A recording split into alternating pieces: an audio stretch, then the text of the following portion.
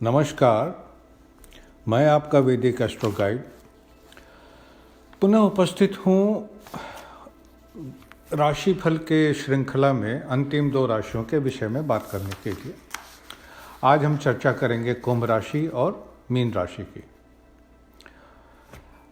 पर उससे पहले कि हम कुंभ राशि या मीन राशि वालों के विषय में उनकी राशिफल का बात करें, मैं ऑडियो शुरू करने से पहले ही सारे सब्सक्राइबर जो इस वैदिक ज्योतिष पर आधारित ऑडियो चैनल को सुन रहे हैं या सुनते हैं, मैं उनको बहुत धन्यवाद कहना चाहता हूँ।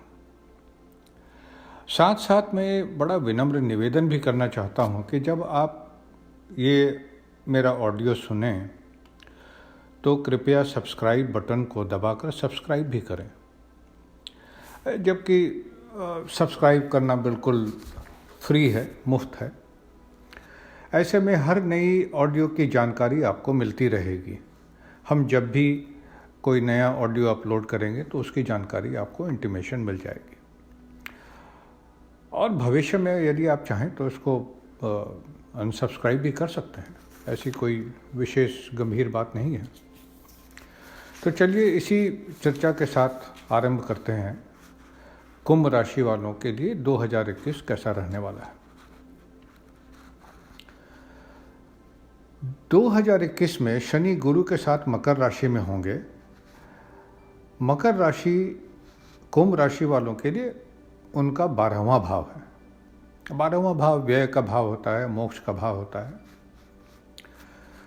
गुरु जो हैं वो अप्रैल में मकर राशि से निकल के उनकी अपनी राशि कुंभ राशि में ही गोचर करेगा और शनि के साथ इसकी युति बनी रहेगी।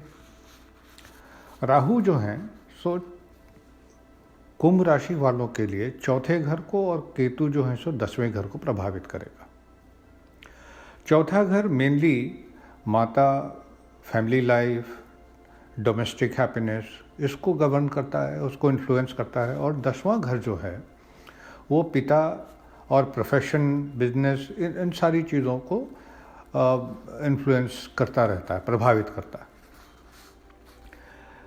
शनि और राहु और केतु की स्थिति को देखते हुए और मंगल जो अलग अलग राशियों में ट्रांजिट करता रहेगा, गोचर करता रहेगा, उन सबों को अगर हम उनके फल को देखें तो ये कह सकते हैं कि ये मुख्य ग्रह जो हैं विशेष रूप से मध्य वर्ष में उस आपके करियर को बहुत प्रभावित करेगा, जो शायद बहुत कठिनाई भरा हो सकता है। स्थिति थोड़ी प्रतिकूल भी होगी, थोड़ी शत्रुतापूर्ण भी हो सकता है। दफ्तर में, ऑफिस में लोग बहुत सपोर्टिव नहीं होंगे। हालांकि व्यवसायियों के लिए अगस्त से नवंबर 2021 के बीच में व्यवसाय से संबंधित यात्रा पे जाने का एक अवसर मिल सकता है, लेकिन कुछ कारणों से उनके खर्च में अचानक वृद्धि आ जाएगी और अगर योजना सही होगी तो वो इसको मैनेज कर सकते हैं और ये अस्थायी संकट जो है, इसे टेम्परेरी क्राइसिस हम कह सकते हैं, उसको वो संभाल सकते हैं। छात्रों के लिए ये साल उनके मेहनत के अनुपात में ही फल मिलने की आशंका है या संभावना है। कुछ ऐसे भी कुंभ राशि के जातक होंगे जो सीनियर पोजीशन पे काम करते हैं और उनका पदभार ज़्यादा है, महत्वपूर्ण है, तो अपने व्यस्त कार्यक्रम की वजह से उनके परिवार के सदस्यों को ऐसा लगेगा कि वो उन्हें बिल्कुल समय नहीं दे पा रहे हैं। तो उस विषय पे ध्यान देने की आवश्यकता है। जो विवाहित हैं उनके लिए खुशखबरी है कि हो सकता है ससुराल पक्ष से या जीवन साथी के माध्यम से कोई बहुत लाभ, अचानक लाभ मिलने की संभावना है, प्रबल संभावना है।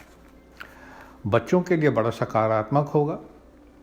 और जो कुंभ राशि के जातक रिलेशनशिप में हैं, सिंगल हैं और किसी से प्रेम करते हैं, तो बहुत चांसेस है कि इस बार इस साल के अंत तक उनका एंगेजमेंट हो जाए, लेकिन हो सकता है कि विवाह जो है वो 2022 में ही होगा। वो अर्ली 22 भी हो सकता है या एंड ऑफ 22 भी हो सकता है। कुंभ राशि के जातकों को गैस, एसिडिटी, जोड़ों के दर्द, सर्दी जैसे परेशानियों से जूझना पड़ सकता है, जिसके लिए उनको एहतियात लेने की बहुत ज़रूरत है। अब अंतिम राशि की बात करते हैं, मीन राशि। मीन राशि वालों के लिए यह कहा जा सकता है कि 2021 जो है सो बड़ा लाभकारी वर्ष साबित होने वाला है। इसके कारण क्या हैं? शनि जो हैं सो मकर राशि में होंगे। मीन राशि वालों के लिए मकर जो है वो 11th हाउस है, 11वां स्थान है। ज्योतिष शास्त्र के अनुसार 11वां भाव जो है वो धन, संपत्ति, आय, इसको वो प्रभावित करता है और इन्फ्लुएंस करता है। शनि 11वें भाव में बैठ के, यानी मकर में बैठ के, उनके 5वें घर को भी दृष्टि में रखेगा। उसकी पूर्ण दृष्टि होगी। पूर्ण दृष्टि का मतलब है यहाँ पे गुरु और शनि दोनों पूर्ण दृष्टि से देखेंगे तो बच्चों के लिए वो काफ़ी अच्छा होने वाला है ये साल। और सोच में थॉट प्रोसेस जो है वो बहुत ही क्लियर होगा, स्पष्टता से सोचेंगे और किसी भी विषय में जो उनको निर्णय लेना होगा वो बड़ा स्पष्ट निर्णय लेंगे। हालांकि अप्रैल में गुरु जो हैं वो आगे बढ़ जाएंगे और कुंभ राशि में आ जाएंगे। पर मीन राशि वालों के लिए गुरु का प्रभाव भी अच्छा ही होगा, कोई विशेष कष्टकारी नहीं होने वाला है। मंगल वर्ष के शुरुआत में मीन राशि वालों के लिए दूसरे घर में होंगे और फिर तीसरे, चौथे और इसी तरह वो आगे बढ़ते जाएंगे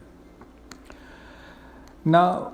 अब एक अच्छी बात यह है कि ज्योतिष शास्त्र के नियमों के अनुसार राहु यदि राशि से तीसरे भाव में हो तो वो पराक्रम में वृद्धि करता है। छोटे भाई बहनों को बड़ा लाभ होता है उनको। तो राहु इस वर्ष तीसरे घर को इन्फ्लुएंस करेगा और काफ़ी लाभ देगा वहाँ। उसमें पराक्रम में वृद्धि हो सकती है, अगर नौकरी में है तो प्रमोशंस हो सकते हैं। और ये कह सकते हैं कि शत्रुओं पर आप भारी पड़ेंगे।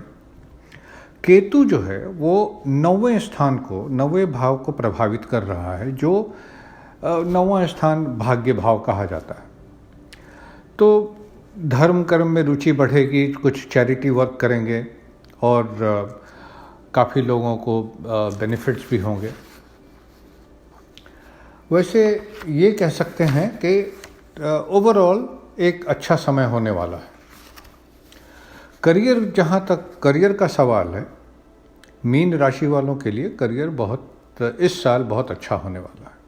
करियर ग्राफ जो है वो अचानक ऊपर जा सकता है। जो मीन राशि के जातक व्यापार में हैं या किसी प्रकार के बिजनेस में हैं, उनको एक्सपेंशन का मौका मिलेगा, उनके व्यवसाय का विस्तार होगा और आय के बहुत सारे अलग अलग साधन भी जोड़े जा सकते हैं।